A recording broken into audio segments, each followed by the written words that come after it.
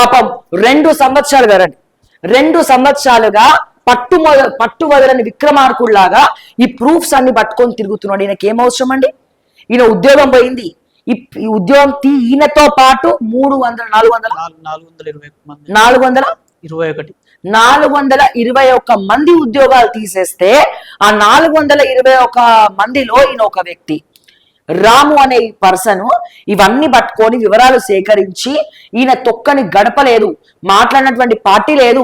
BRS party వాళ్ళతో మాట్లాడిండ్రు. అలా ఈ స్కామ్ చేసింది మేము ఎట్లా మాట్లాడతామని వాళ్ళు అంటున్నారట. సిగ్గు లేదు మీకు కొంచెం కూడా. మన తర్వాత బీజేపీ వాళ్ళ దగ్గర పోతా అంటాడట బీజేపీ ఒకడు. ఇక ఆయన పేరు చెప్పమంటావా వద్దా? ఆ పేరు ఎందుకులే పాపం, మళ్ళా అనవసరం ఈయనకి ఇబ్బంది. ఏమంటాడంటే నీకు ఎందుకన్నా ఈ పంచాయతీలని పోయి వేరే ఉద్యోగం ఎత్తుక్కో అంట. సిగ్గుందా మీకు అసలు?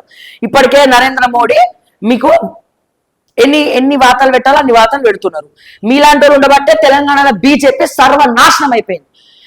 ఈ స్త్రీనిధి స్కాములు మీ దగ్గర పట్టుకొని వస్తే నువ్వు ఇచ్చిన సలహా ఏంది? హీరో సూపర్ స్టార్ రజనీకాంత్ లాగా నేను గెలిచిన అని చెప్పి గెలిచినటువంటి ఒక ఎమ్మెల్యే రీసెంట్ గా ఆయన దగ్గరికి పోతే ఏమైనా న్యాయం జరుగుతుందంటే ఇవన్నీ పట్టుకొని ఎందుతో పోయి ఉద్యోగం చేసుకోపో వేరే ఉద్యోగం అని చెప్పి చచ్చు సలహాలు ఇస్తావు ఎందుకు?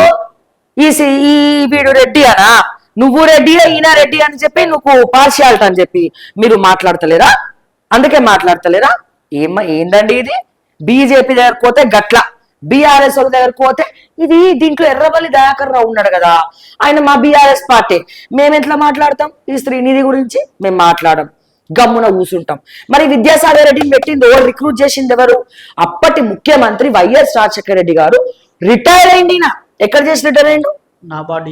నాబార్డు చేసి రిటైర్ అయ్యి ఈ రిటైర్ అయిన వ్యక్తిని తీసుకొచ్చి వైఎస్ రాజశేఖర రెడ్డి ఏదో చక్క పెడతాడు. ఈయన స్త్రీనిధిలో మహిళలను ఉత్తమురాలని చేస్తాడు, మహిళలకు ఒక సరికొత్త భవిష్యత్ ఇవ్వాలని ఒక మంచి ఉద్దేశంతో రిటైర్ అయిన వాడిని తీసుకొచ్చి ఈ ఉద్యోగంలో పెడితే వీడు 14 సంవత్సరాల నుంచి సుమారుగా దోచుక తినడమే పనిగా పెట్టుకున్నాడు.